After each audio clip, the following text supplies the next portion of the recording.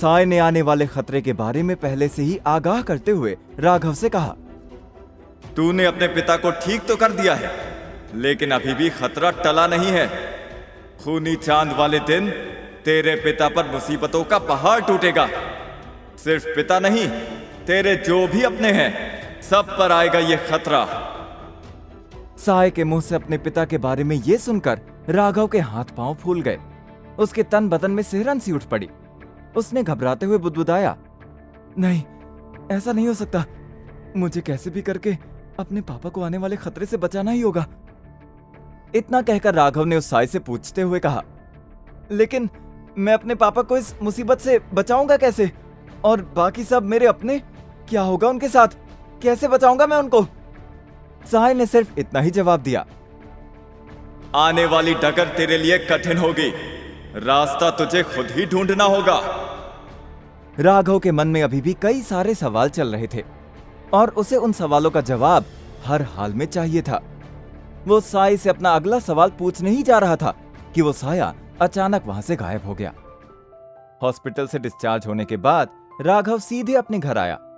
आते ही वो सबसे पहले अपने पापा को देखने उनके कमरे में गया। राघव को तब सुकून आया जब उसने अपने पापा को आराम करते हुए देखा। राघव के मन में ब्लड मून को लेकर क्यूरियोसिटी चल रही थी और इसी क्यूरियोसिटी को विराम देने के लिए वो फौरन अपने कमरे में आया और उस जादुई बॉक्स को अलमारी से निकालकर अपने बेड पर रख दिया कि तभी बॉक्स के ऊपर बने 5 सर्कल्स में से एक सर्किल की लाइट जगमगाने लगी। जैसे ही वो लाइट जगमगाई, उसे देख राघव घबराकर एक कदम पीछे हो गया। घबराते हुए राघव ने कहा, ये क्या? बॉक्स के ऊपर बने सर्किल की लाइट अचानक से जलने कैसे लग गई? राघव डर डर कर उस बॉक्स को छूने की कोशिश कर रहा था। किसी तरह हिम्मत जुटाकर राघव ने जैसे उस बॉक्स के सर्किल पर बनी लाइट को छुआ, अचानक से उसकी आंखों में चुभन सी होने लग गई। आंखों में चुभन होने से राघव की चीख निकल गई। ये मेरी आंखों को क्या हो रहा है? ऐसा लग रहा है किसी ने मेरी आंखों में सुई चुभो दी हो। इधर दूसरी तरफ गीता अग्रवाल स्नेहा के साथ कोर्ट जाने के लिए तैयारी कर रही थी। स्नेहा ने सिर्फ एक ही कदम बढ़ाया था कि वो लड़खड़ाने लगी और लड़खड़ाकर वहीं बेहोश होकर गिर गई। अचानक से इस तरह स्नेहा को बेहोश होता देख गीता की जान सूख गई। घबराते हुए गीता ने कहा, स्नेहा, आंखें खोलो बेटा। अचानक से गीता को वो बात याद आ गई, जहां शादी के 1 साल के अंदर स्नेहा और राघव का तलाक हो गया तो स्नेहा की जान पर खतरा आ जाएगा। गीता की हालत इस तरह की हो गई थी कि जहां उसे ऐसा लग रहा था कि मानो मंजिल के करीब आकर उसकी राह भटक गई हो। कहा कुछ देर पहले वो राघव और स्नेहा का डिवोर्स कराने जा रही थी, लेकिन जब उसने स्नेहा की बिगड़ी हालत देखी तो उसके मन से ये ख्याल ही निकल गया। इधर राघव अपनी क्लिनिक आ गया था।